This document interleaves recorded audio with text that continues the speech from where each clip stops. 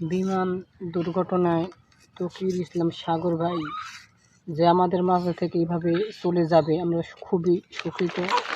কিন্তু একটা কথা ভাবুন যে তার ঘরে তো নবস্ত্রী আছে, সেই মেয়েটির কথা কে ভাবছে?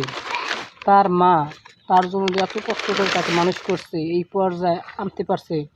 কয়জন মা তার সন্তানকে এরকম পর্যায়ে নিতে পারে? ভাবুন তো, সেই মা তার সন্তান ছাড়া কিভাবে থাকবে?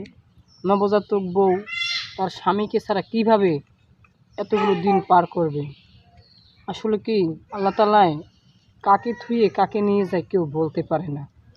মানুষ মনে করেন ঘরে আজকাল বৃদ্ধ বৃদ্ধ বাবা মা থাকে ঠিকই, কিন্তু আল্লাহ তাআলাই যাদের দিয়ে মনে করেন 5টা মানুষ বাইসে থাকে, একটা ফ্যামিলি বাইসে থাকেন, আল্লাহ তাআলা সে তাগরেই লইয়া যায়। কিন্তু এটা সবই আল্লাহর ইচ্ছা। আল্লাহ এই শেষ জীবনে যে আল্লাহ কি বুঝাইতে চাইতেছে